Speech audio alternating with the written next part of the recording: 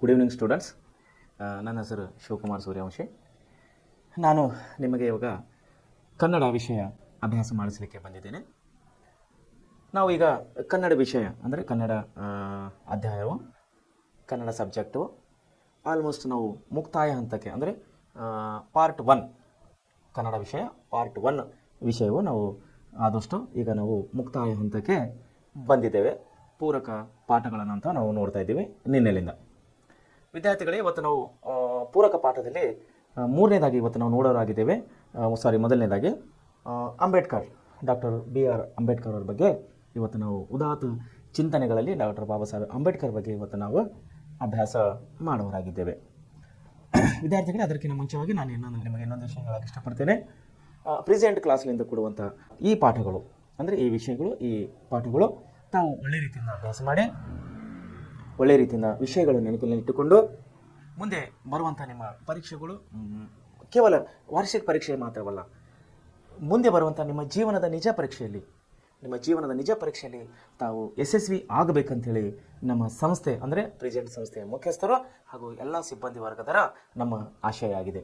So ಈ ನಿಟ್ಟಿನಲ್ಲಿ ತಾವು ಒಳ್ಳೆ ರೀತಿಯಲ್ಲಿ ಸೀರಿಯಸ್ ಆಗಿ ದಿನಕ್ಕೆ 1-2 ತಾಸು 3 ತಾಸು ರೀಡಿಂಗ್, ನಾಟ್ ಎ ರೀಡಿಂಗ್, ಕೇವಲ ಓದೋರಲ್ಲಿ ತಾವು ಒಂದು ಮಿನಿಮಮ್ 2-3 ತಾಸು ತಾವು ಸಮಯವನ್ನು ಕೊಡ್ತೀರಂಥೇಳಿ ನಾನು ಈ ಮೂಲಕ ನಿಮ್ಮನ್ನು ಕೇಳುವನಾಗಿದ್ದೇನೆ. ಸೊ ಇಲ್ಲಿವರೆಗೆ ನಾವೀಗ ಮುಂದೆ ಹೋಗಿ ಡಾಕ್ಟರ್ ಬಾಬಾ ಸಾಹೇಬ್ ಅಂಬೇಡ್ಕರ್ ಅವರ ಬಗ್ಗೆ ಅಧ್ಯಯನ ಮಾಡುವರಾಗಿದ್ದೇವೆ. ಸ್ವಾತಂತ್ರ್ಯ ಎಂದರೇನು ನೋಡಿ.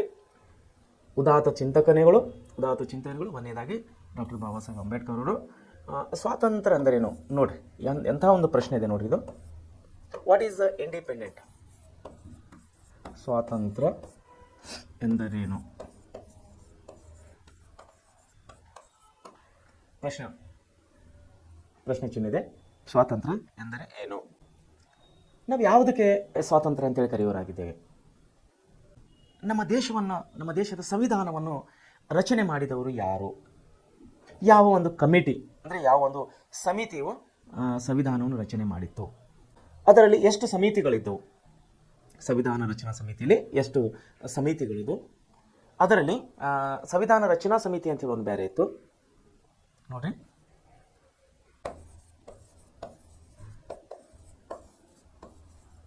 ಸಮಿತಿ ಹಾಗೂ ಇದರಲ್ಲಿ ಒಂದು ಕರಡು ಸಮಿತಿ ಅನ್ನೋದು ಇತ್ತು. ಕರಡು ಸಮಿತಿ ಅಂದರೆ ಇವೆರಡು ಸಂವಿಧಾನ ರಚನಾ ಸಮಿತಿಗಳಾಗಿದ್ದವು ಸ್ವಾತಂತ್ರ್ಯ ಹೋರಾಟದ ಸಮಯದಲ್ಲಿ. ಸೊ ಈ ವಿಷಯನ ನಾನು ಯಾಕೆ ತೆಗಿತಾ ಇದ್ದೇನೆ ಅಂದರೆ, ಡಾಕ್ಟರ್ ಬಾಬಾ ಸಾಹೇಬ್ ಅಂಬೇಡ್ಕರ್ ಅಂದ ತಕ್ಷಣ, ಅಂಬೇಡ್ಕರ್ ಅವರ ಹೆಸರು ಬಂದ ತಕ್ಷಣ ನಿಮಗೆ ಒಂದು ವಿಷಯ ನೆನಪಾಗಬೇಕು, ಭಾರತದ ಸಂವಿಧಾನ. ಡಾಕ್ಟರ್ ಬಾಬಾ ಸಾಹೇಬರ ಫೋಟೋ ನಿಮಗೆಲ್ಲ ಅದು ಕಾಣಿದ್ರೆ ತಮಗೆ ಒಂದು ವಿಷಯ ತಲೆಯಲ್ಲಿ ಸಡನ್ ಆಗಿ ಬರಬೇಕು, ಬೇಗವಾಗಿ ಅರ್ಜೆಂಟಾಗಿ ನಿಮಗೆ ಒಂದು ಏನು ತಲೆ ಬರಬೇಕಂದ್ರೆ ಭಾರತದ ಸಂವಿಧಾನ.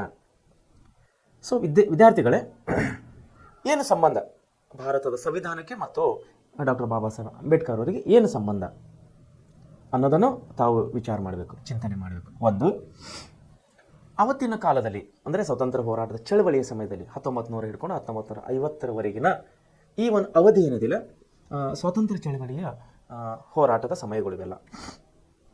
ಬ್ರಿಟಿಷರ ವಿರುದ್ಧವಾಗಿ ಮಹಾತ್ಮ ಗಾಂಧೀಜಿಯವರು, ಪಂಡಿತ್ ಜವಾಹರ್ಲಾಲ್ ನೆಹರು ಅವರು, ಸರ್ದಾರ್ ವಲ್ಲಭಾಯ್ ಪಟೇಲ್ ಅವರು, ಸುಭಾಷ್ ಚಂದ್ರ ಬೋಸ್ ಅವರು, ಇನ್ನಿತರ ಹಲವು ಸುಮಾರು ನಾಯಕರು ನಮ್ಮ ಸ್ವಾತಂತ್ರ್ಯ ಹೋರಾಟದ ಕಿಚ್ಚಿನಲ್ಲಿ ಭಾಗವಹಿಸಿದವರಾಗಿದ್ದಾರೆ. ವಿದ್ಯಾರ್ಥಿಗಳೇ, ಹಾಗಾದರೆ ಅಂಬೇಡ್ಕರ್ ಅವರ ಪಾತ್ರ ಏನು? ನಮ್ಮ ಸ್ವಾತಂತ್ರ್ಯ ಚಳವಳಿಯಲ್ಲಿ ಇವರ ಪಾತ್ರವೇನು?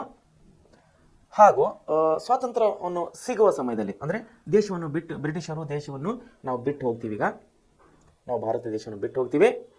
ಆದರೆ ಅವರು ಏನು ಮಾಡಿದ್ರು ಅಂದರೆ ಒಂದು ಕಂಡೀಷನ್ ಹಾಕಿದ್ರು. ಯಾರು? ಬ್ರಿಟಿಷರು. ಅವ್ರು ಏನು ಹೇಳಿದ್ರು ಅವಾಗ, ಓಕೆಪ್ಪ, ನಾವು ನಿಮ್ಮ ಸ್ವಾತಂತ್ರ್ಯ ನಿಮಗೆ ಕೊಟ್ಟು ಬಿಡ್ತೀವಿ, ನಿಮ್ಮ ಅಧಿಕಾರ ನಿಮಗೆ ಕೊಟ್ಟು ಬಿಡ್ತೀವಿ. ಸ್ವಾತಂತ್ರ್ಯ ಮೀನ್ಸ್ ಅಧಿಕಾರ. ಸ್ವಾತಂತ್ರ್ಯ ಅಂದರೆ ಅಧಿಕಾರ. ನಿಮ್ಮ ಸ್ವಾತಂತ್ರ್ಯ ನಿಮಗೆ ಕೊಟ್ಟು ಬಿಡ್ತೀವಿ. ನಿಮಗೆ ದೇಶವನ್ನು ಹೇಗೆ ಆಳಬೇಕು, ದೇಶದ ಆಡಳಿತವನ್ನು ಹೇಗೆ ನಡೆಸ್ಕೋಬೇಕು ಅನ್ನೋದು, ಆ ಆಡಳಿತವನ್ನು ನಡೆಸಿಕೊಂಡು ಹೋಗಲಿಕ್ಕೆ ಯಾವುದರ ಮೂಲಕವಾಗಿ ತಾವು ಆಡಳಿತ ನಡೆಸ್ಕೋತೀರೋ. ಉದಾಹರಣೆಗಾಗಿ ಅಮೆರಿಕದಲ್ಲಿ ಸಂವಿಧಾನ ಇದೆ, ಲಿಖಿತ ಸಂವಿಧಾನ. ಬ್ರಿಟಿಷ್ ದೇಶದಲ್ಲಿ ಸಂವಿಧಾನ ಇದೆ. ಇನ್ನಿತರ ಸ್ವತಂತ್ರ ಪಡೆದಂಥ ದೇಶಗಳ ಎಲ್ಲವುಗಳಿಗೆ ಸಂವಿಧಾನ ಇದೆ. ನೀವು ಏನು ಮಾಡಿರಿ, ನಿಮ್ಮ ದೇಶಕ್ಕಾಗಿ ಒಂದು ಸಂವಿಧಾನವನ್ನು ರಚಿಸ್ಕೊಳ್ರಿ. ಭಾರತ ದೇಶಕ್ಕಾಗಿ ನೀವೇನು ಮಾಡಿ, ನಮ್ಮ ದೇಶವನ್ನು ಹೇಗೆ ನಡೆಸಬೇಕು ಅನ್ನೋದು ನೀವೇ ವಿಚಾರ ಮಾಡಿ, ನಿಮ್ಮ ದೇಶದ ಎಲ್ಲ ಮುಖಂಡರು, ಎಲ್ಲ ಹಿರಿಯರು ಕೂತುಕೊಂಡು ಒಂದು ಸಂವಿಧಾನವನ್ನು ರಚನೆ ಮಾಡಿಕೊಳ್ರಿ ಅಂಥೇಳಿ ಬ್ರಿಟಿಷರು ಏನು ಮಾಡ್ತಾರೆ, ಸಲಹೆಯನ್ನು ಕೊಡ್ತಾರೆ ನಮ್ಮ ಸ್ವಾತಂತ್ರ್ಯ ಹೋರಾಟಗಾರರ ಹಿರಿಯರಿಗೆ, ಲೈಕ್ ಮಹಾತ್ಮ ಗಾಂಧೀಜಿಯವರಿಗೆ, ಸರ್ದಾರ್ ವಲ್ಲಭ ಪಟೇಲರು ಮತ್ತು ಅವರ ಒಂದು ಸಮಿತಿಗಳಿಗೆ. ಅಲ್ಲೇನಾಗ್ತಾ ಇದೆ ಅಂದರೆ, ಸಂವಿಧಾನ ರಚನೆ ಮಾಡಬೇಕು ಮೀನ್ಸ್ ಬರಿಬೇಕು, ಸಂವಿಧಾನವನ್ನು ಬರಿಬೇಕು. ಯಾರು ಬರಿಬೇಕು, ಸಂವಿಧಾನ ರಚನೆಯನ್ನು ಯಾರು ಮಾಡಬೇಕು ಅನ್ನೋಂಥ ಒಂದು ಚರ್ಚೆಯಲ್ಲಿ ಅಂತಿಮವಾಗಿ ಹೆಸರು ಹೊರಗೆ ಬಂದಿದ್ದು ಅಂಬೇಡ್ಕರ್ ಅವರು.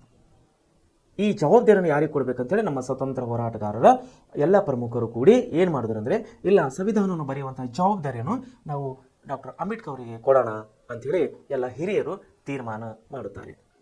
ಯಾಕೆಂದರೆ ಅವತ್ತಿನ ಸಮಯದಲ್ಲಿ ಜಗತ್ತಿನಲ್ಲಿರುವಂಥ ಎಲ್ಲ ದೇಶದ ಸಂವಿಧಾನಗಳನ್ನು ಓದಿದವರಾಗಿದ್ದರು ಡಾಕ್ಟರ್ ಬಾಬಾ ಸಾಹೇಬ್ ಅಂಬೇಡ್ಕರ್ ಅವರು.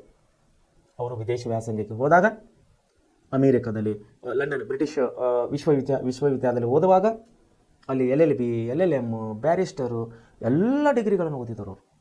ಆವತ್ತಿನ ಕಾಲದಲ್ಲಿ ಚಾಲ್ತಿಯಲ್ಲಿದ್ದ ಪ್ರಮುಖವಾದಂಥ ಎಲ್ಲ ಪದವಿಗಳನ್ನು ಓದಿ ಮುಗಿಸಿದರು ಅಂಬೇಡ್ಕರ್ ಅವರು.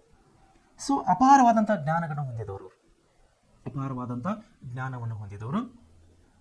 ವಿದ್ಯಾಭ್ಯಾಸದ ನಂತರ ಮರಳಿ ತಾಯ್ನಾಡಿಗೆ ಬಂದಾಗ, ನಮ್ಮ ದೇಶಕ್ಕೆ ಬಂದಾಗ, ಇಲ್ಲಿ ಅವತ್ತಿನ ಸಮಯದಲ್ಲಿ ಅಸ್ಪೃಶ್ಯತೆಯು ಅತಿ ವಿಸ್ತಾರವಾಗಿ ಬೆಳೆದಿತ್ತಿಲ್ಲಿ ನಮ್ಮ ದೇಶದಲ್ಲಿ. ಜಾತಿವಾದಿಗಳ ಮಧ್ಯೆ ಇಲ್ಲಿ ಬೆಂಕಿ ಜಗಳನ ಹಚ್ಚಿದರು ಬ್ರಿಟಿಷರು ಹಾಗೂ ಮೇಲ್ವರ್ಗದವರು. ಅಂದರೆ ಇಲ್ಲೇನಾಗ್ತಾ ಇತ್ತು, ಕೆಳವರ್ಗದವರಿಗೆ ಹಾಗೂ ದಲಿತರಿಗೆ ಯಾವುದೇ ರೀತಿಯಾದಂಥ ಸೂಕ್ತ ಸ್ಥಾನಮಾನಗಳು ಇರಲಿಲ್ಲ ಅವತ್ತಿನ ಕಾಲದಲ್ಲಿ. ಎಲ್ಲ ನಮ್ಮ ಸ್ವಾತಂತ್ರ್ಯ ಹೋರಾಟಗಾರರು ಈ ಸಂವಿಧಾನವನ್ನು ಬರೆಯುವಂಥ ಜವಾಬ್ದಾರಿಯನ್ನು ಡಾಕ್ಟರ್ ಬಾಬಾ ಸಾಹೇಬ್ ಅಂಬೇಡ್ಕರ್ ಅವರಿಗೆ ಒಪ್ಪಿಸ್ತಾರೆ. ಯಾಕೆಂದರೆ ಅವತ್ತಿನ ಕಾಲದಲ್ಲಿ ಅವರು ಬ್ರಿಟನ್ನಲ್ಲಿ ಇರುವಂತಹ ಪ್ರಮುಖ ವಿಶ್ವವಿದ್ಯಾಲಯಗಳು, ಆಕ್ಸ್ಫರ್ಡ್ ವಿಶ್ವವಿದ್ಯಾಲಯದಲ್ಲಿ ಅವರು ಉನ್ನತ ವ್ಯಾಸಂಗ ಮಾಡಿ, ಅದಲ್ಲದೆ ಜಗತ್ತಿನಲ್ಲಿ ಸ್ವತಂತ್ರ ಪಡೆದಂಥ ಎಲ್ಲ ದೇಶಗಳ ಸಂವಿಧಾನಗಳನ್ನು ಇವರು ಅಭ್ಯಾಸ ಮಾಡಿದವರಾಗಿದ್ದರು. ಸೊ ಹೀಗಾಗಿ ಎಲ್ಲ ನಮ್ಮ ಸ್ವತಂತ್ರ ಹೋರಾಟಗಾರ ಹಿರಿಯರೆಲ್ಲರೂ ಕೂಡಿ ವಿಚಾರ ಮಾಡಿ, ಚಿಂತೆ ಮಾಡಿ, ಈ ಕೆಲಸವನ್ನು ನಾವು ಡಾಕ್ಟರ್ ಅಂಬೇಡ್ಕರ್ ಅವರಿಗೆ ವಹಿಸೋಣ, ಅವರು ಆರಾಮಾಗಿ ಕೆಲಸ ಮಾಡ್ತಾರೆ, ಸಂವಿಧಾನವನ್ನು ಬರೀತಾರೆ ಅಂತೇಳಿ ಈ ಜವಾಬ್ದಾರಿಯನ್ನು ಡಾಕ್ಟರ್ ಬಾಬಾ ಸಾಹೇಬ್ ಅಂಬೇಡ್ಕರ್ ಅವರಿಗೆ ಕೊಟ್ಟಿದ್ದರು. ಸೊ ಅವರ ಉನ್ನತ ವ್ಯಾಸಂಗದ ನಂತರ, ಅಂದರೆ ತಾಯ್ನಾಡಿಗೆ ಹಿಂತಿರುಗಿದಾಗ, ನಮ್ಮ ದೇಶಕ್ಕೆ ಬಂದಾಗ, ಇಲ್ಲಿ ಸ್ವತಂತ್ರ ಹೋರಾಟದ ಕಿಚ್ಚನ್ನು ವಿಜೃಂಭಣೆಯಲ್ಲಿ, ಅಂದರೆ ಕೊನೆಯ ಹಂತಕ್ಕೆ ಬಂದಿತ್ತು. 2ನೇ ಮಹಾಯುದ್ಧದ ಸಮಯದಲ್ಲಿ ಬ್ರಿಟಿಷರು ನಮ್ಮ ಸ್ವತಂತ್ರ ಹೋರಾಟಗಾರರಿಗೆ ಮಾತನ್ನು ಕೊಟ್ಟಿದ್ದರು. 2ನೇ ಮಹಾಯುದ್ಧದಲ್ಲಿ ನಮ್ಮ ದೇಶವು ಅವರಿಗೆ ಸಹಾಯ ಮಾಡಿದ್ದಾರೆ. 2ನೇ ವಿಶ್ವಯುದ್ಧವನ್ನು ಮುಗಿದ ತಕ್ಷಣ ನಮ್ಮ ದೇಶವನ್ನು ಸ್ವತಂತ್ರ ದೇಶವನ್ನಾಗಿ ಘೋಷಣೆ ಮಾಡ್ತೀವಿ ಅಂಥೇಳಿ ಅವರು ಮಾತು ಕೊಟ್ಟಿದ್ದರು ಬ್ರಿಟಿಷರು. ಸೊ ಅವತ್ತಿನ ಕಾಲದಲ್ಲಿ ನಮ್ಮ ದೇಶದಲ್ಲಿ ಇದು ಹೊರಗಡೆದಂಥ ಸಮಸ್ಯೆ, ಅಂದರೆ ಬ್ರಿಟಿಷರ ಸಮಸ್ಯೆ ಒಂದಾದರೆ, ಒಳಗಡೆ ಅಂದರೆ ಕುಟುಂಬದ ಒಳಗಡೆ ಅನ್ಕೋರಿ ಅಥವಾ ದೇಶದ ಒಳಗಡೆ ಅನ್ಕೋರಿ, ಇಲ್ಲಿ ಜಾತಿ ವ್ಯವಸ್ಥೆಯನ್ನು ತುಂಬ ಒಂದು ಗಂಭೀರ ಸಮಸ್ಯೆಯಲ್ಲಿ ಕೂಡಿತ್ತು ಅವತ್ತಿನ ಸಮಯದಲ್ಲಿ. ಯಾಕಂದರೆ ಜಾತಿಯಲ್ಲಿ ಇಲ್ಲಿ ಮೇಲ್ವರ್ಗ, ಕೆಳವರ್ಗ, ದುಡಿಯುವ ವರ್ಗ, ಸುಮಾರು ದಲಿತರು, ಹಿಂದುಳಿದವರು, ಅಸ್ಪೃಶ್ಯರು, ಹೀಗೆ ಒಂದು ಜಾತಿಯಲ್ಲಿ ಕಟ್ಟುನಿಟ್ಟಾದಂಥ ಒಂದು ಪದ್ಧತಿಗಳನ್ನು ಇಲ್ಲಿ ನಮ್ಮ ಹತ್ರ ಚಾಲ್ತಿಯಲ್ಲಿದ್ದವು. ಸೊ ದಲಿತರಿಗೆ ಯಾವುದೇ ರೀತಿಯ ಸೌಲಭ್ಯಗಳನ್ನು ಇದ್ದಿಲ್ಲ, ದಲಿತರು ಶಾಲೆಗೆ ಹೋಗುವಂತಿಲ್ಲ, ದಲಿತರು ಸ್ವಚ್ಛ ನೀರನ್ನು ಕುಡಿಯುವಂತಿಲ್ಲ, ದಲಿತರು ಯಾವುದೇ ಊರಿನ ದೇವರ ಗುಡಿ ಒಳಗೆ ಅವರಿಗೆ ಪ್ರವೇಶ ಇದ್ದಿಲ್ಲ. ಇಂತಹ ಒಂದು ಅಸ್ಪೃಶ್ಯರು ಮೇಲ್ವರ್ಗದವರಿಗೆ, ಅಂದರೆ ಬ್ರಾಹ್ಮಣ, ಕ್ಷತ್ರಿಯ, ವೈಶ್ಯ, ಶೂದ್ರ ಅಂತೇಳಿ ನಾವು 4 ಏನಿಲ್ಲ ನಾವು ಕರಿತೀವಿ. ಒಂದು ಬ್ರಾಹ್ಮಣ, 2ನೇದು ವೈಶ್ಯರು, ಆಮೇಲೆ 3ನೇದು ಬ್ರಾಹ್ಮಣ, 2ನೇದು ಬಂದು ಕ್ಷತ್ರಿಯರು,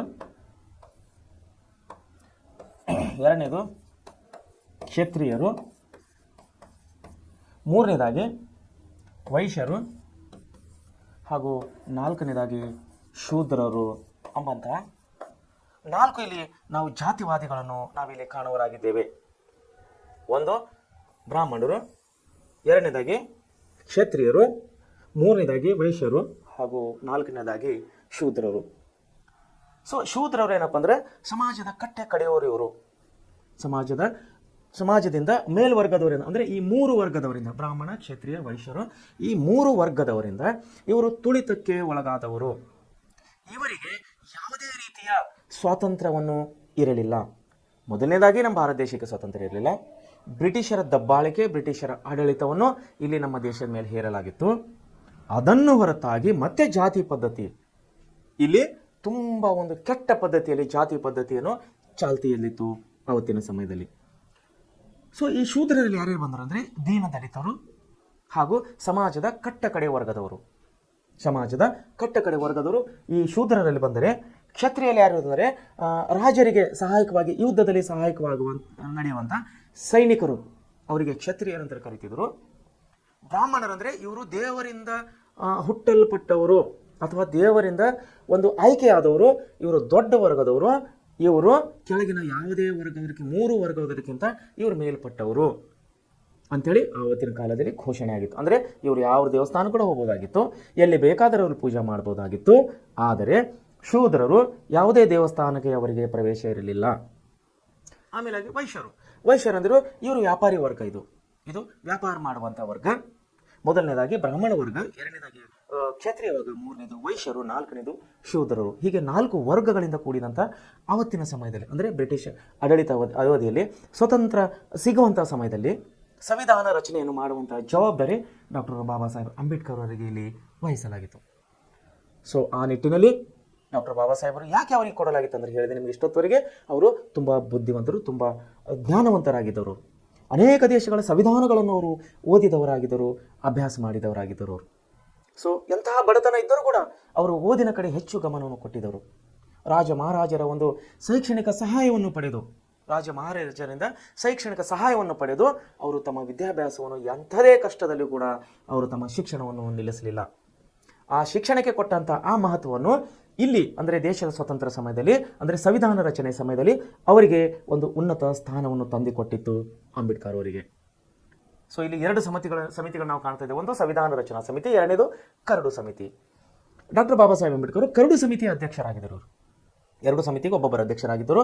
ಡಾಕ್ಟರ್ ಬಾಬಾ ಸಾಹೇಬ್ ಅಂಬೇಡ್ಕರ್ ಕರಡು ಸಮಿತಿಯ ಅಧ್ಯಕ್ಷರು. ಕರಡು ಸಮಿತಿ ಏನಂದರೆ, ಮೊದಲನೇದಾಗಿ ನಮ್ಮ ದೇಶದಲ್ಲಿ ಸಂವಿಧಾನ ರಚನೆಯಲ್ಲಿ ಒಂದೊಂದು ಲೈನ್, ಒಂದೊಂದು ಅಂಕಿ ಕೂಡ, ಒಂದೊಂದು ಪದ ಕೂಡ ಸೇರಿಸಬೇಕಾದರೆ ಮೊದಲು ಎಲ್ಲಿ ಚರ್ಚೆ ಆಗುತ್ತಿತ್ತು? ಸಂವಿಧಾನ ರಚನಾ ಸಮಿತಿಯಲ್ಲಿ.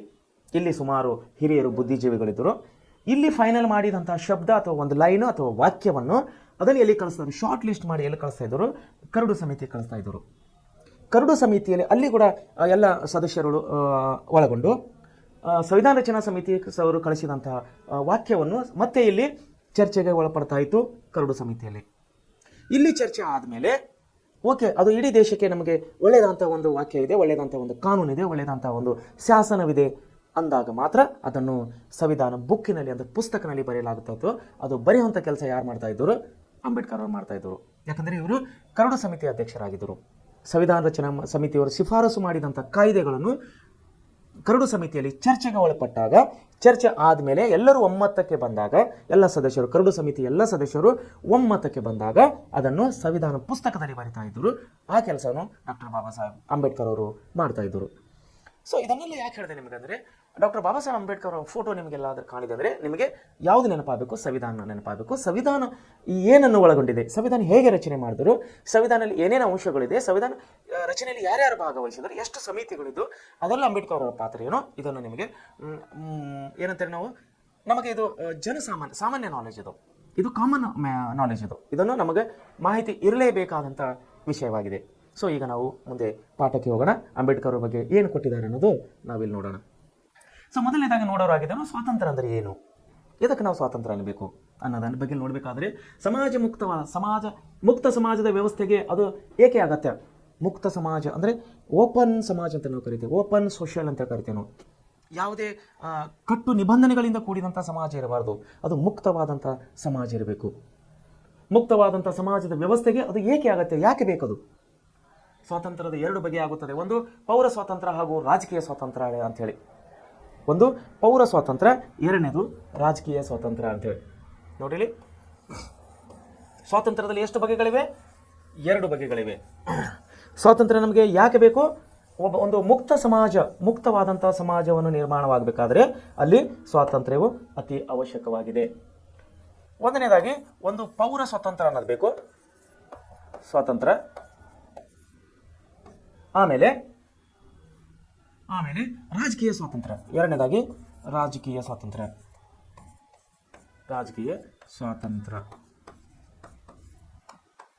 ನೋಡ್ರಿ ಇಲ್ಲಿ, ಒಂದು ಪೌರ ಸ್ವಾತಂತ್ರ್ಯ, ಎರಡನೇದು ರಾಜಕೀಯ ಸ್ವಾತಂತ್ರ್ಯ. ಪೌರ ಸ್ವಾತಂತ್ರ್ಯ ಅಂದ್ರೆ ಏನಂದ್ರೆ, ಪೌರ ಸ್ವಾತಂತ್ರ್ಯ ಈ ಅಂಶಗಳನ್ನು ಹೊಂದಿದೆ. ಏನಂದ್ರೆ, ಒಂದು ಚಲನವಲನ, ನೋಡ್ರಿ, ಒಂದು ಚಲನವಲನ. ಎರಡನೇದಾಗಿ ಸೂಕ್ತ ನ್ಯಾಯಾಂಗ ಕ್ರಮವಿಲ್ಲದೆ ವ್ಯಕ್ತಿಯನ್ನು ಬಂಧಿಸುವಂತಿಲ್ಲ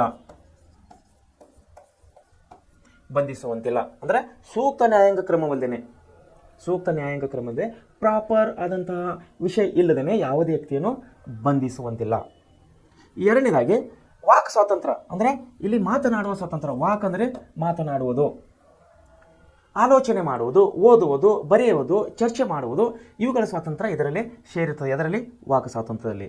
ಮತ್ತು ಮೂರನೇದಾಗಿ ಕ್ರಿಯಾ ಸ್ವಾತಂತ್ರ್ಯ ಅಂದ್ರೆ, ಕ್ರಿಯಾ ಅಂದರೆ ಕೆಲಸ ಮಾಡುವಂಥ ಸ್ವಾತಂತ್ರ್ಯ ಅಂತೇಳಿ ನಾವು ಕರೆಯುವರಾಗಿದ್ದೇವೆ. ಮೊದಲನೇ ಬಗೆಯ ಸ್ವಾತಂತ್ರ್ಯವು ಮೂಲಭೂತವಾದದ್ದು. ನೋಡ್ರಿ, ಮೊದಲನೇದೇನಿದೆ, ಇದು ಮೂಲಭೂತವಾದಂಥ ಸ್ವಾತಂತ್ರ್ಯ ಆಗಿದೆ. ಮೂಲಭೂತವಾದಂಥ ಸ್ವಾತಂತ್ರ್ಯವಾಗಿದೆ. ಮೂಲ ಸ್ವರೂಪ ಮಾತ್ರದಲ್ಲ, ಕೇವಲ ಮೂಲ ಸ್ವರೂಪದ ಮಾತ್ರ ಅಲ್ಲ, ಇದು ಮೂಲಭೂತದಾಗಿದೆ. ಅದು ಅತ್ಯಂತ ಅಗತ್ಯವಾದದ್ದು. ಹೌದು. ಯಾಕಂದರೆ ಮಾತನಾಡುವುದು, ಚಲನವಲನ ಮಾಡೋದು, ಕ್ರಿಯೆ ಮಾಡೋದು, ಆಮೇಲೆ ಆಲೋಚನೆ ಮಾಡೋದು, ಓದುವುದು, ಬರೆಯುವುದು, ಚರ್ಚೆ ಮಾಡೋದು, ಇದು ಪ್ರತಿಯೊಬ್ಬ ಮನುಷ್ಯನಿಗೆ ಬೇಕಾದಂಥ ವಿಷಯ. ಸೊ ಹೀಗಾಗಿ ಇದನ್ನು ಮೂಲಭೂತ ಸ್ವಾತಂತ್ರ್ಯದಲ್ಲಿ ಸೇರಿಸಲಾಗಿದೆ. ಆಮೇಲೆ ಅದರ ಮೌಲ್ಯದ ಬಗ್ಗೆ ಯಾವುದೇ ಸಂದೇಹ ಎಡೆ ಇಲ್ಲ. ಎರಡನೇ ಬಗೆಯ ಸ್ವಾತಂತ್ರ್ಯವನ್ನು ಅಭಿಪ್ರಾಯ ಸ್ವಾತಂತ್ರ್ಯ ಎಂದು ಹೇಳಬಹುದು. ಅದು ಅನೇಕ ಕಾರಣಗಳಿಂದ ಮಹತ್ವದಾಗಿದೆ. ಬೌದ್ಧಿಕ, ನೈತಿಕ, ರಾಜಕೀಯ ಮತ್ತು ಸಾಮಾಜಿಕ ಪ್ರಗತಿಗೆ ಅದು ಅತ್ಯಗತ್ಯ ಪರಿಸ್ಥಿತಿ. ಅದು ಇಲ್ಲದ ಕಡೆಯ ಪರಿಸ್ಥಿತಿ ಏಕತಾನದ್ದಾಗಿ ಎಲ್ಲ ಬಗೆಯ ಚಲನಶೀಲತೆ ಕುಂದುತ್ತದೆ. ಕ್ರಿಯಾ ಸ್ವಾತಂತ್ರ್ಯವೆಂದರೆ ತನಗೆ ಇಷ್ಟ ಬಂದ ಕೆಲಸ ಮಾಡಲು ವ್ಯಕ್ತಿಗೆ ಅವಕಾಶ ಇರುವುದು. ನೋಡ್ರಿ, ಇವತ್ತು ಗಡಿಗೆ ಮಾಡೋಣ, ನಾಳೆ ಇನ್ನೊಂದು ಕೆಲಸ ಮಾಡ್ಬೋದು. ಗೌಂಡಿ ಕೆಲಸ ಮಾಡೋ, ನಾಳೆ ಇನ್ನೊಂದು ಕೆಲಸಕ್ಕೆ ಹೋಗ್ಬೋದು. ವ್ಯವಸಾಯ, ಕೃಷಿ ಕಾರ್ಮನು, ಕೃಷಿಯಲ್ಲಿ ಅವನಿಗೆ ಲಾಭ ಇಲ್ಲ, ಇನ್ನೊಂದು ಕೆಲಸಕ್ಕೆ ಹೋಗಬೇಕು.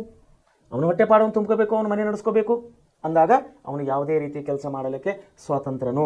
ಅವನಿಗೆ ಯಾವುದೇ ರೀತಿಯ ಕಟ್ಟುನಿಟ್ಟ ನಿಬಂಧನೆಗಳಿರಬಾರ್ದು. ನೀನು ಅದೇ ಕೆಲಸ ಮಾಡು, ನೀನು ಇದೇ ಕೆಲಸ ಮಾಡು, ನೀನು ಆ ಕೆಲಸ ಮಾಡೋಂಗಿಲ್ಲ, ನೀನು ಈ ಕೆಲಸ ಮಾಡುವಂತಿಲ್ಲ ಅಂತಹ ನಿಬಂಧನೆಗಳನ್ನು ಇರಬಾರದು. ಆಮೇಲೆ ಕ್ರಿಯಾ ಸ್ವಾತಂತ್ರ್ಯ ಅಂದರೆ ತನಗೆ ಇಷ್ಟ ಬಂದ ಕೆಲಸ ಮಾಡಲು ವ್ಯಕ್ತಿಗೆ ಅವಕಾಶ ಇರಬೇಕು. ಅದು ಔಪಚಾರಿಕವಾಗಿದ್ದರೆ ಸಾಲದು, ಕೇವಲ ಮಾತಿನಿಂದ ಆಗೋದಿಲ್ಲ, ಅದು ವಾಸ್ತವ್ಯದಲ್ಲಿ ಕೂಡ ಅದು ಜಾರಿಯಲ್ಲಿರಬೇಕು.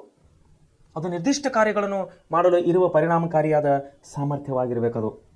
ಈ ಪ್ರಯೋಜನವು ಪಡೆಯಲು ಸಾಧ್ಯವಿಲ್ಲದ ಕಡೆ ಸ್ವಾತಂತ್ರ್ಯವು ಇರುವುದಿಲ್ಲ. ಒಂದು ವೇಳೆ ಮನುಷ್ಯನಿಗೆ ಸ್ವತಂತ್ರವಾಗಿ ಕೆಲಸ ಮಾಡುವಂಥ ಅವನಿಗೆ ಅಧಿಕಾರ ಇಲ್ಲ, ಅವನಿಗೆ ಯಾವುದೇ ಸ್ವಾತಂತ್ರ್ಯ ಇಲ್ಲ ಅಂದರೆ ಅಲ್ಲಿ ಸ್ವಾತಂತ್ರ್ಯವು ಉಪಯೋಗಕ್ಕೆ ಬಾರದು.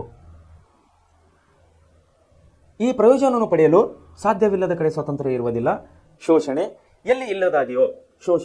ಎಲ್ಲಿ ಇಲ್ಲದಾಗಿದೆಯೋ ಅದು ಒಂದು ವರ್ಗವು ಇನ್ನೊಂದು ವರ್ಗವನ್ನು ತುಳಿಯುತ್ತಿಲ್ಲವೋ, ಎಲ್ಲಿ ನಿರುದ್ಯೋಗವಿಲ್ಲವೋ, ಬಡತನವಿಲ್ಲವೋ, ಎಲ್ಲಿ ತನ್ನ ಕೆಲಸದ ಫಲವಾಗಿ ತನ್ನ ಕೆಲಸ, ಮನೆ, ಆಹಾರಗಳನ್ನು ಕಳೆದುಕೊಂಡು ಬಿಡುವ ಭೀತಿಗೆ ವ್ಯಕ್ತಿಗೆ ಇರುವುದಿಲ್ಲವೋ ಅಲ್ಲಿ ನಿಜವಾದ ಕ್ರಿಯಾ ಸ್ವಾತಂತ್ರ್ಯ ಇದೆ ಎಂದು ಹೇಳಬಹುದು. ಅಂದರೆ ಒಂದು ಕಾರ್ಮಿಕ ವರ್ಗದಲ್ಲಿ ಒಂದು ವರ್ಗರಹಿತವಾಗಿ ಅವರಿಗೆ ತುಳಿತಕ್ಕೆ ಒಳಗಾಗಬಾರ್ದು. ಅವರು ಇನ್ನೊಂದು ವರ್ಗದಿಂದ ಅವರು ಕೆಲಸಗಾರರು ತುಳಿತಕ್ಕೆ ಒಳಗಾಗಬಾರದು. ಆಮೇಲೆ ನಿರುದ್ಯೋಗ ಅಂತ ಹೇಳಿ ಅವರನ್ನು ಹೀಯಾಳಿಸಬಾರದು, ಬಡತನ ಅಂತ ಹೇಳಿ ಅವನು ಹೀಯಾಳಿಸಬಾರದು. ಎಲ್ಲಿ ಅವನ ಕೆಲಸದ ಪ್ರತಿಫಲ ಎಲ್ಲಿ ಸಿಗುತ್ತದೋ ಅವನು ಫ್ರೀಯಾಗಿ ಕೆಲಸ ಮಾಡಬೇಕು. ಎಲ್ಲಿವರೆಗೆ ಅವನು ಫ್ರೀಯಾಗಿ ಮುಕ್ತವಾಗಿ ಕೆಲಸ ಮಾಡುವುದಿಲ್ಲವೋ ಅದು ಸ್ವಾತಂತ್ರ್ಯ ಅನಿಸೋದಿಲ್ಲ, ಕ್ರಿಯಾ ಸ್ವಾತಂತ್ರ್ಯ ಅಂತೇಳಿ ಅನಿಸುವುದಿಲ್ಲ. ರಾಜಕೀಯ ಸ್ವಾತಂತ್ರ್ಯ ನೋಡ್ರಿ, ಒಂದನೇದು ಆ ಟೈಪ್ ಆಯಿತು. ಎರಡನೇದು ರಾಜಕೀಯ ಸ್ವಾತಂತ್ರ್ಯ ಇರೋದು ವ್ಯಕ್ತಿಗೆ ಶಾಸನಗಳನ್ನು ರಚಿಸುವುದರಲ್ಲಿ.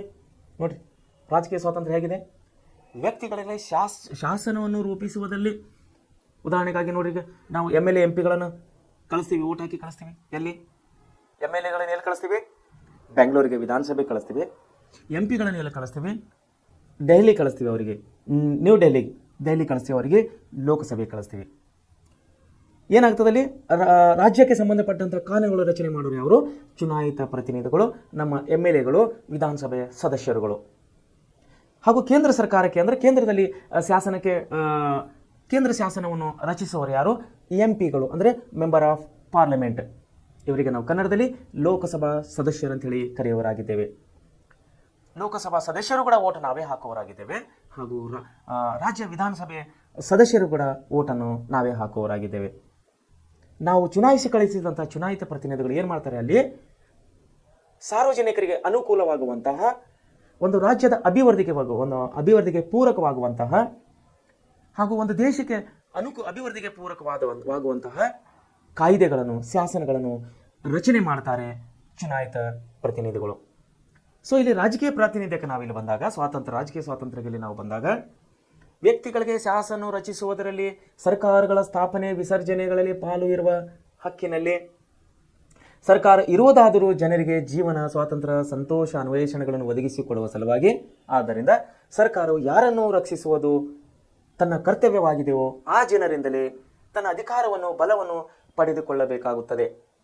ಆಳಲ್ಪಡುವವರ ಸಮ್ಮತಿಯಿಂದಲೇ ಸರ್ಕಾರದ ಅಸ್ತಿತ್ವ, ಅಧಿಕಾರ ಮತ್ತು ಶಕ್ತಿ ಎಂದು ಹೇಳಿದಾಗ ಇರುವ ಅರ್ಥವೇ ಇದು ಆಗಿದೆ. ನೋಡ್ರಿ, ನಾವು ಚುನಾಯಿತ ಪ್ರತಿನಿಧಿಗೆ ಯಾರನ್ನು ಆರಿಸಿ ಕಳಿಸ್ತಾ ಇದ್ದೀವಿ? ನಾವು ಶಾಸಕರನ್ನು ಹಾಗೂ ಸಂಸದರನ್ನು. ನಾವು ಆರಿಸಿ ಕಳಿಸಿದಂಥ ಶಾಸಕರು ಮತ್ತು ಸಂಸದರು ನಮ್ಮ ಸಲುವಾಗಿ, ಅಂದರೆ ಸಾರ್ವಜನಿಕರ ಸಲುವಾಗಿ ಅವರು ಉಪಯೋಗಕ್ಕೆ ಬರುವಂಥ ಕಾಯ್ದೆಗಳನ್ನು, ಶಾಸನಗಳನ್ನು ರಚನೆ ಮಾಡ್ತಾರೆ ವಿಧಾನಸಭೆಯಲ್ಲಿ ಮತ್ತು ಲೋಕಸಭೆಯಲ್ಲಿ. ಅವರ ಒಂದು ಉದ್ದೇಶ, ಅವರ ಒಂದು ಕರ್ತವ್ಯವೇನಾಗಿದೆ ಅಂದರೆ, ಅವರ ಒಂದು ಇನ್ನೊಂದು ಕರ್ತವ್ಯ ಅಂದರೆ, ನಾವು ಆರಿಸಿ ಅವರನ್ನು ಕಳಿಸಿದ್ವಿ, ಅವ್ರು ನಮಗಾಗಿ ಏನು ಮಾಡಬೇಕು? ನಮಗಾಗಿ ಅವ್ರು ಏನು ಮಾಡಬೇಕು? ಸಾರ್ವಜನಿಕರ ಹಿತಕ್ಕಾಗಿ.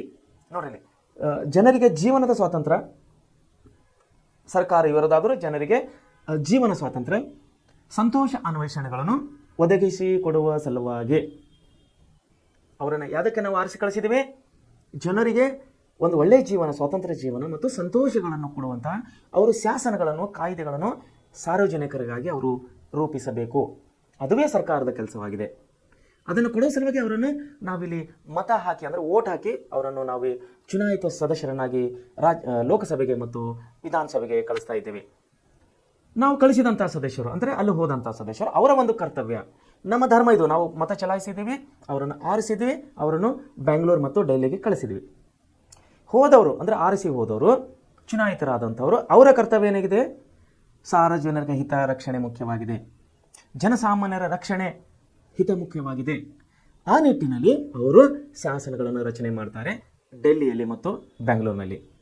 ನೋಡ್ರಿ, ಸಮ್ಮತಿಯಿಂದಲೇ ಸರ್ಕಾರ ಅಸ್ತಿತ್ವ. ವಾಸ್ತವವಾಗಿ ರಾಜಕೀಯ ಸ್ವಾತಂತ್ರ್ಯ ಎನ್ನುವುದು ಮಾನವ ವ್ಯಕ್ತಿತ್ವ ಮತ್ತು ಸಮಾನತೆಗಳ ತತ್ವದಿಂದ ಅನುಗಮನ ಮಾಡಿದ ತತ್ವವೇ ಸರಿ. ನೋಡ್ರಿ, ಮಾನವ ವ್ಯಕ್ತಿತ್ವ ಮತ್ತು ಸಮಾನತೆ. ಮನುಷ್ಯನಿಗೆ ಏನು ಬೇಕ್ರಿ ಸಮಾಜದಲ್ಲಿ? ಅವನಿಗೆ ವ್ಯಕ್ತಿತ್ವ, ಒಂದು ಘನ ವ್ಯಕ್ತಿತ್ವ ಬರಬೇಕು.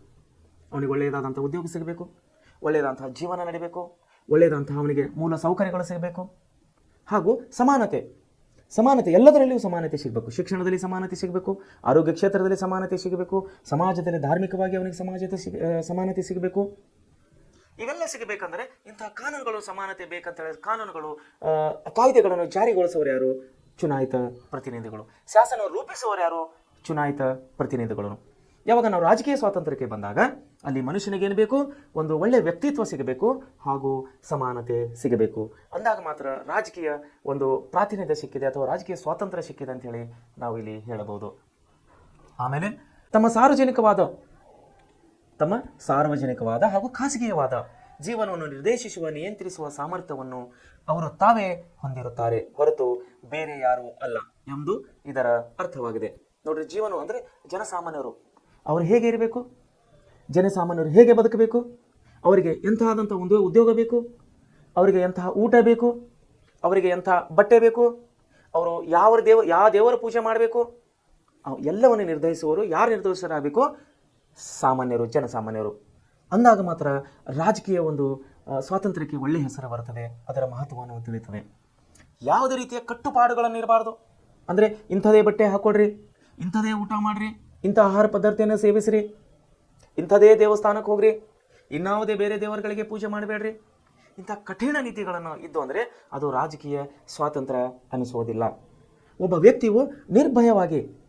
ವ್ಯಕ್ತಿಯು ಮುಕ್ತವಾಗಿ ಅವನಿಗೆ ಎಲ್ಲ ಆಯ್ಕೆಗಳು ಅವನ ಎದುರಿಗೆ ಇರಬೇಕು.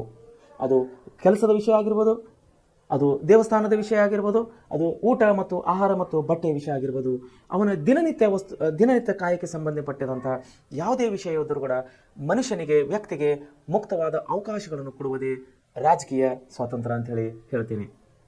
ಮುಂದೆ ನೋಡ್ರಿ, ಮುಕ್ತ ಸಮಾಜ ವ್ಯವಸ್ಥೆ ನೋಡ್ರಿ, ಮುಕ್ತವಾದಂಥ ಸಮಾಜ ಇರಬೇಕು, ಯಾವುದೇ ಕಟ್ಟುಪಾಡುಗಳಿರಬಾರ್ದು. ಸಮಾಜದಲ್ಲಿ ಹೀಗೆ ಇರಬೇಕು, ಹಿಂಗೇನೇ ಇರಬೇಕು, ಹಿಂಗೇ ಕೆಲಸ ಮಾಡಬೇಕು, ಇದನ್ನೇ ತಿನ್ನಬೇಕು, ಇದನ್ನೇ ಪೂಜೆ ಮಾಡಬೇಕು, ಇವೆಲ್ಲ ಯಾವುದೇ ರೀತಿ ಕಟ್ಟುಪಾಡುಗಳು ಇರಬಾರ್ದು. ಅದಕ್ಕೆ ನಾವು ಮುಕ್ತವಾದಂಥ ಸಮಾಜ ಅಂತ ಹೇಳಿ ಕರೆಯುವುದಿಲ್ಲ. ಯಾವ ಸಮಾಜದಲ್ಲಿ ಕಟ್ಟುಪಾಡುಗಳಿರ್ತವೆ, ಯಾವ ಸಮಾಜದಲ್ಲಿ ನಿಬಂಧನೆಗಳಿರ್ತವೆ, ಕಟ್ಟುನಿಟ್ಟಿನ ನಿಬಂಧನೆಗಳಿರ್ತವೆ, ಅದಕ್ಕೆ ನಾವು ಮುಕ್ತವಾದಂಥ ಸಮಾಜ ಅಂತೇಳಿ ನಾವು ಕರೆಯುವುದಿಲ್ಲ. ಉದಾಹರಣೆಗಾದರೆ ಮುಸ್ಲಿಂ ಬಾಂಧವರಲ್ಲಿ ನಾವು ಮುಸ್ಲಿಂ ಸಮಾಜಕ್ಕೆ ಬಂದಾಗ ಹೆಣ್ಣು ಮಕ್ಕಳು ಅವರು ಬುರ್ಖಾ ಪದ್ಧತಿಯನ್ನು ಕಂಪಲ್ಸರಿ ಅವರು ಫಾಲೋ ಮಾಡಲೇಬೇಕು. ಬುರ್ಖಾವನ್ನು ಅವರು ಧರಿಸಲೇಬೇಕು ಅವರ ಕುರಾನಿನ ಪ್ರಕಾರ. ಇತ್ತೀಚೆಗೆ ಆಧುನಿಕ ಯುಗದಲ್ಲಿ ಕೆಲವೊಬ್ಬರು ಆ ನಿಯಮವನ್ನು ಪಾಲನೆ ಮಾಡ್ತಾ ಇದ್ದಾರೆ, ಕೆಲವೊಬ್ಬರು ಪಾಲನೆ ಮಾಡ್ತಾ ಇಲ್ಲ, ಅದು ಎರಡನೇ ವಿಷಯ. ಆದರೆ ಕುರಾನಿನ ಪ್ರಕಾರ ಪ್ರತಿಯೊಂದು ಮುಸ್ಲಿಂ ಮಹಿಳೆಯು ಬುರ್ಖಾವನ್ನು ಧರಿಸಬೇಕು. ಇದು ಒಂದು ಕಟ್ಟುಪಾಡಿನ ಒಂದು ನಿಯಮ. ಯಾಕಂದರೆ ಒಂದು ಮಹಿಳೆ, ಒಂದು ಮನುಷ್ಯನು ಅವರ ಮುಖವನ್ನು ತೋರಿಸದ ಹಾಗೆ ಸಮಾಜದಲ್ಲಿ ತಿರುಗಬೇಕು. ಮುಖವನ್ನು ತೋರದ ಹಾಗೆ ಮುಖಕ್ಕೆ ಪಟ್ಟಿ ಕಟ್ಟಿಕೊಂಡು, ಮುಖಕ್ಕೆ ಬಟ್ಟೆ ಕಟ್ಟಿಕೊಂಡು ಅವಳಲ್ಲಿ ಮಾರ್ಕೆಟ್ನಲ್ಲಿ, ಬಜಾರ್ನಲ್ಲಿ, ದೇವಸ್ಥಾನದಲ್ಲಿ ಹೋಗಬೇಕು ವಿನ ಮುಖ ಓಪನ್ ಮಾಡಿಕೊಂಡು ತೋರಿಕೆ ಮುಖ ಮಾಡಿ ಅವರು ಸಮಾಜದಲ್ಲಿ ತಿರುಗಂಗಿಲ್ಲ. ಇದು ಕಟ್ಟುಪಾಡಿನ ನಿಯಮ ಆಗಿದೆ. ಇದು ಕೇವಲ ಮುಸ್ಲಿಂ ಸಮಾಜದಲ್ಲಿ ನಾವು ಕಾಣುವರಾಗಿದ್ದೇವೆ. ಆದರೆ ಇದನ್ನೇ ನಾವು ಹಿಂದೂ ಸಮಾಜದಲ್ಲಿ ಬಂದಾಗ, ಹಿಂದೂ ಸಮಾಜದ ಹಿಂದೂ ಧರ್ಮದ ಯಾವುದೇ ಒಂದು ನಾವು ಒಳಪಂಗಡದಲ್ಲಿ ಬಂದಾಗ, ಅಥವಾ ಕ್ರಿಶ್ಚಿಯನ್ ಸಮಾಜದಲ್ಲಿ ಬಂದಾಗ, ಅಥವಾ ಮಹಾವೀರ ಧರ್ಮದಲ್ಲಿ ಬಂದಾಗ, ಅಥವಾ ಇನ್ನೊಂದು ಯಾವುದು ನಮ್ದು ಬೌದ್ಧ ಧರ್ಮದಲ್ಲಿ ಬಂದಾಗ, ಅಥವಾ ಸಿಖ್ ಧರ್ಮದಲ್ಲಿ ಬಂದಾಗ, ಯಾವುದೇ ಧರ್ಮದಲ್ಲಿ ಕಟ್ಟುಪಾಡುಗಳಿಲ್ಲ. ಆದರೆ ಮುಸ್ಲಿಂ ಧರ್ಮದಲ್ಲಿ ಹೆಣ್ಣು ಮಕ್ಕಳು ಬುರ್ಖಾವನ್ನು ಕಂಡೀಷನ್ ಆಗಿ ಅವರು ಧರಿಸಲೇಬೇಕಾದಂಥ ಕುರಾನಿನ ಪ್ರಕಾರ ಅವರಿಗೆ ಒಂದು ಕಂಡೀಷನ್ ಇದೆ. ಸೊ ಇದನ್ನು ಒಂದು ವೇಳೆ ಹಿಂದೂ ಧರ್ಮದಲ್ಲಿ, ನಮ್ಮ ದೇಶದಲ್ಲಿ ಇಲ್ಲ ಹಿಂಗೇ ಇರಬೇಕು, ಇದೇ ರೀತಿ ಮಾಡಬೇಕಂದ್ರೆ ಅದು ಮುಕ್ತವಾದಂತಹ ಸಮಾಜ ಅಂತೇಳಿ ಕರೆಸಿಕೊಳ್ಳುವುದಿಲ್ಲ. ಅದೇ ಹೇಳ್ತಾ ಇದ್ದಾರೆ. ಏನು ಹೇಳ್ತಿದ್ದಾರೆ? ಮುಕ್ತ ಸಮಾಜದ ವ್ಯವಸ್ಥೆ ನೋಡ್ರಿ, ಮುಕ್ತ ಸಮಾಜದ ವ್ಯವಸ್ಥೆ ಎರಡು ಮೂಲಗಳ ಸಿದ್ಧಾಂತಗಳಿಗೂ ಪರಸ್ಪರ ಸಂಬಂಧಪಟ್ಟಿದೆ. ಇವುಗಳನ್ನು ಬೇರ್ಪಡಿಸುವುದು ಸಾಧ್ಯವಿಲ್ಲ. ಇದನ್ನು ನಾವು ಬೇರ್ಪಡಿಸಲಿಕ್ಕೆ ಸಾಧ್ಯವಿಲ್ಲ. ಮೊದಲನೇ ಸಿದ್ಧಾಂತವನ್ನು ಒಪ್ಪಿಕೊಂಡು ನೋಡನೆ ಎರಡನೇ ಸಿದ್ಧಾಂತವು ತನಗೆ ತಾನೇ ಅನುಸರಿಸಿ ಬರುತ್ತದೆ. ಮೊದಲನೇ ಸಿದ್ಧಾಂತ ಯಾವುದಿದ್ರೆ ಪೌರ ಸ್ವಾತಂತ್ರ್ಯ ಇದೆ, ಎರಡನೇ ಸಿದ್ಧಾಂತ ರಾಜಕೀಯ ಸ್ವಾತಂತ್ರ್ಯ. ಒಂದನೇ ಸಿದ್ಧಾಂತವನ್ನು ನಾವು ಒಪ್ಪಿಕೊಂಡಾಗ ಎರಡನೇ ಸಿದ್ಧಾಂತ ತನ್ನಿಂತಾನೇ ಬರುತ್ತದೆ. ಯಾಕಂದರೆ ಇಲ್ಲಿ ಮನುಷ್ಯನಿಗೆ ಮುಕ್ತವಾದಂಥ ಸ್ವಾತಂತ್ರ್ಯ ಬೇಕು ಜೀವನ ಸಾಗಿಸಲಿಕ್ಕೆ. ಮುಂದೇನು ಹೇಳ್ತಾ ಇದ್ದಾರೆ ನೋಡಿ, ಮಾನವ ವ್ಯಕ್ತಿತ್ವದ ಪಾವಿತ್ರ್ಯವನ್ನು ಒಪ್ಪಿಕೊಂಡರೆ, ಮಾನವನು ತನ್ನ ವ್ಯಕ್ತಿತ್ವದ ಪಾವಿತ್ರ್ಯವನ್ನು ಒಪ್ಪಿಕೊಂಡರೆ ಸ್ವಾತಂತ್ರ್ಯ, ಸಮಾನತೆ ಮತ್ತು ಸಹೋದರತ್ವ ನೋಡ್ರಿ, ಸ್ವಾತಂತ್ರ್ಯ, ಆಮೇಲೆ ಸಮಾನತೆ, ಆಮೇಲೆ ಸಹೋದರತ್ವ. ಈ ಮೂರುಗಳು ಸಹೋದರತ್ವ ಅಂದರೆ ಯಾವಾಗಂದರೆ ಈ ಮೂರುಗಳು ಯಾವಾಗ ಒಪ್ಕೊಳ್ಳೋಕ್ಕಾಗುತ್ತೆ ಅಂದರೆ ವ್ಯಕ್ತಿತ್ವದ ಪಾವಿತ್ರ್ಯವನ್ನು ಒಪ್ಪಿಕೊಂಡರೆ, ವ್ಯಕ್ತಿತ್ವದ ಪಾವಿತ್ರ್ಯವನ್ನು ಒಪ್ಪಿಕೊಂಡಾಗ ಈ ಮೂರು ಭಾವನೆಗಳು ಮನುಷ್ಯನಲ್ಲಿ ಬರ್ತವೆ. ಒಂದು ಸ್ವಾತಂತ್ರ್ಯ, ಎರಡನೇದು ಸಮಾನತೆ, ಮೂರನೇದು ಸಹೋದರತ್ವ. ಸ್ವಾತಂತ್ರ್ಯ, ಸಮಾನತೆ ಮತ್ತು ಸಹೋದರತ್ವ, ಈ ಮೂರು ಭಾವನೆಯನ್ನು ಮನುಷ್ಯನ ಹತ್ರ ಬರಬೇಕಂದ್ರೆ ಏನು ಮಾಡಬೇಕು? ಮೊದಲನೇದಾಗಿ ವ್ಯಕ್ತಿತ್ವದ ಪಾವಿತ್ರ್ಯವನ್ನು ಒಪ್ಪಿಕೊಳ್ಳಬೇಕು. ವ್ಯಕ್ತಿತ್ವದ ಪಾವಿತ್ರ್ಯ ಒಪ್ಪಿಕೊಂಡಾಗ ಮಾತ್ರ ಆ ಮನುಷ್ಯನಲ್ಲಿ ಆ ವ್ಯಕ್ತಿಯಲ್ಲಿ ಸ್ವಾತಂತ್ರ್ಯತೆ, ಸಮಾನತೆ, ಸಹೋದರತ್ವ ಭಾವನೆಯನ್ನು ಮೂಡುತ್ತದೆ. ಇಲ್ಲಿ ಕೊಟ್ಟಿದ್ದಾರೆ ನೋಡದೆ, ಮಾನವ ವ್ಯಕ್ತಿತ್ವ ಪಾವಿತ್ರ್ಯ ಒಪ್ಪಿಕೊಂಡರೆ ಮಾತ್ರ ಸ್ವಾತಂತ್ರ್ಯ, ಸಮಾನತೆ ಮತ್ತು ಸಹೋದರದ ಅಗತ್ಯವನ್ನು ವ್ಯಕ್ತಿತ್ವ ವಿಕಾಸಕ್ಕೆ ತಕ್ಕ ಪರಿಸ್ಥಿತಿಯಲ್ಲಿ ಎಂದು ಒಪ್ಪಿಕೊಳ್ಳಲೇಬೇಕಾಗುತ್ತದೆ. ಸೊ ಮನುಷ್ಯನಿಗೆ ಸ್ವಾತಂತ್ರ್ಯದಲ್ಲಿ ಎರಡು ವಿಧಗಳು, ಒಂದು ಪೌರ ಸ್ವಾತಂತ್ರ್ಯ, ಎರಡನೇದು ರಾಜಕೀಯ ಸ್ವಾತಂತ್ರ್ಯ. ಪೌರ ಸ್ವಾತಂತ್ರ್ಯದಲ್ಲಿ ಅವನು ಮುಕ್ತನಾಗಿ ಮಾತನಾಡುವ ಅವನಿಗೆ ಅಧಿಕಾರ ಬೇಕು, ಮುಕ್ತನಾಡಿಗೆ ಅವನು ಚರ್ಚೆ ಮಾಡುವಂತಹ ಬೇಕು, ಮುಕ್ತನಾಡಿ ಅವನು ಓದಬೇಕು, ಮುಕ್ತನಾಗಿ ಅವನು ಬರೆಯಬೇಕು. ಇವೆಲ್ಲ ಅಂಶಗಳನ್ನು ನಾವು ಪೌರ ಸ್ವಾತಂತ್ರ್ಯದಲ್ಲಿ ನೋಡಿದಾಗ, ರಾಜಕೀಯವಾಗಿ ನಾವು ಬಂದಾಗ ಮುಕ್ತ ಸಮಾಜದ ನೀತಿಯಲ್ಲಿ, ಮುಕ್ತ ಧಾರ್ಮಿಕ ನೀತಿಯಲ್ಲಿ ಅವನು ದೇಶದ ಅಭಿವೃದ್ಧಿಯಲ್ಲಿ ಭಾಗವಹಿಸಬೇಕಂದ್ರೆ ಅವನಿಗೆ ಮುಕ್ತವಾದಂತಹ ಶಾಸನ ರೂಪಿಸುವಂತಹ, ಕಾಯ್ದೆಯನ್ನು ರೂಪಿಸುವಂತಹ ಅಧಿಕಾರವನ್ನು ಅವನಿಗೆ ಸಿಗಬೇಕು.